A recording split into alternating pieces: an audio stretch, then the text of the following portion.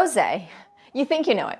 Pale, pink, summer, easy drinking, no overthinking required with this wine, right? But sure, that's part of the story, but it's actually a very small part of rosé. Today, we are going to get into the whole story of what rosé wines actually can be. Hi there, I am Jacqueline for Vero, where we go around the world searching out wild and scarce, unique wines and specialty foods to bring to the US for wine lovers, foodies, businesses, and distributors across the country to discover and enjoy along with us. And rosé is actually one of those wines that we just love it when we find a good one. You see, the world of rosé is actually really diverse, just as much as red wines or white wines. There are so many different grapes, hues, different winemaking methods, different countries, and wines that can genuinely change from one year to the next. So you see, rosé is actually so much more than that light pink summery drink you think of. And today we are going to go all in on discovering what true rosé can be. But to really understand it, it helps to understand how all wine gets its color in the first place. And it all comes down to one thing: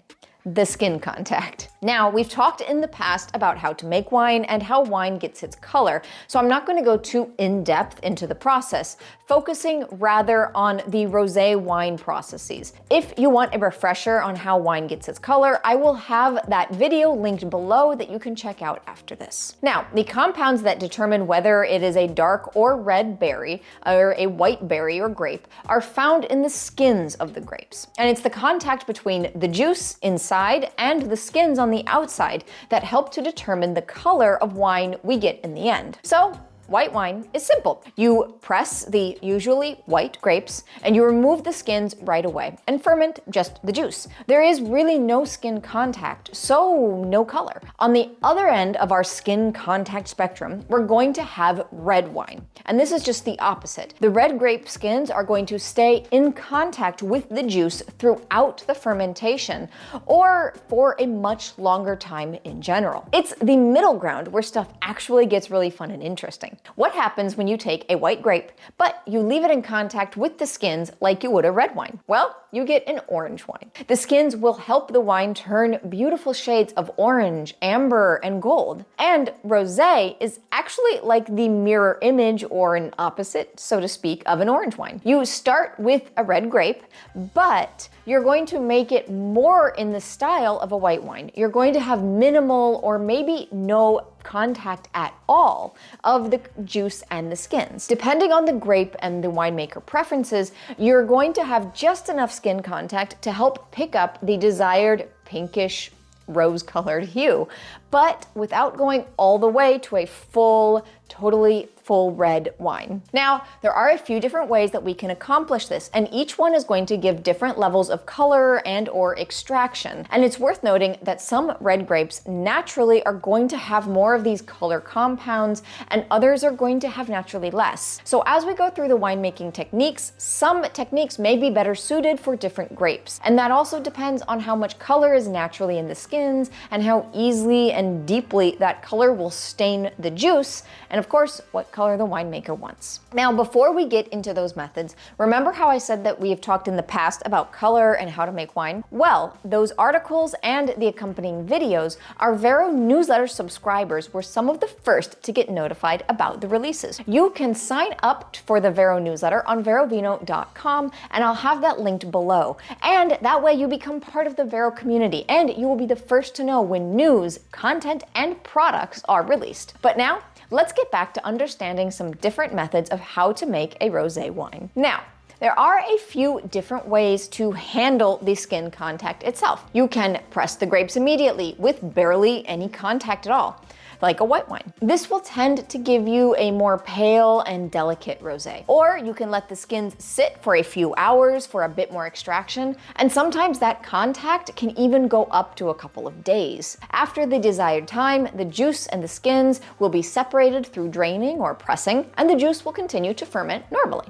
Now, can you see where the diversity comes in? Because there are so many choices of just how long to leave them in contact for. And of course, there is actually another method that's actually kind of cool. In Italian, it's called salasso. It translates literally to bloodletting because in this method, a winemaker will start to make a red wine. But after a little bit of that fermentation and skin contact, they will drain off or bleed off a little bit of the wine from the skins in order to help concentrate the remaining juice and red wine that is left in the tank in contact with the skins. And that juice that gets bled off, that actually becomes a delicious rosé because it hasn't had that full contact with the skins yet. So in a way, these wines are kind of like a happy byproduct of a certain style of intense red winemaking. As we said, the deepness of the pink and the color will depend partly on the grape, on the thickness of the skins, and how long they were in contact with the juice. And this means that rosés can range from the palest of ballet pinks all the way to deep cherry reds that could almost pass for just a light red wine. Think about it. A sparkling Pet Nat rosé from Emilia-Romagna is going to look and taste completely different than a structured pink rosé made in southern Italy.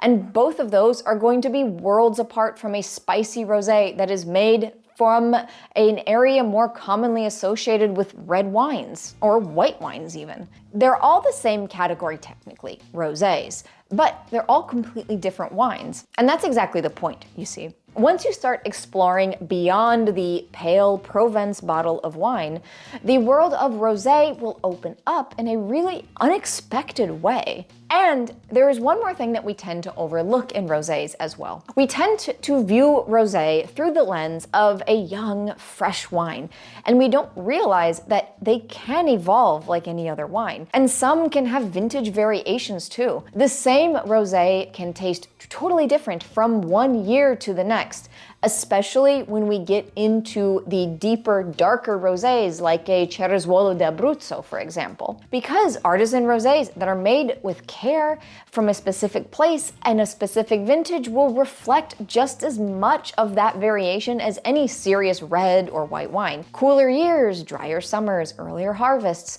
all that will show up in a glass of rosé, just like in any other wine. They're not just simple throwback glasses all the time. Like, take for example, the Cerezuolo di Abruzzo that I mentioned earlier. From a winemaker like Febo, will have different vintages, but the same philosophy, the same vineyards, the same grapes, and one year is going to give us something serious and dark with ripe fruits and salinity, but the next year will be bright and citrusy and just bursting of intensity out of the glass. And that's not a flaw in the wine, that's the whole point of a well-made wine, to reflect the care and the craft of what the land gives us. And it's all one more reason to just take rosé a little bit more seriously and to keep exploring it, even year after year. And that's really truly what we want you to take away from all of this. Rosé is not just one thing. It's not a summery season. It's not a color. It's not a mood. It's a whole category of wine that most people have really barely scratched the surface of or understand so little about. So next time you reach for a bottle of wine, try something new, like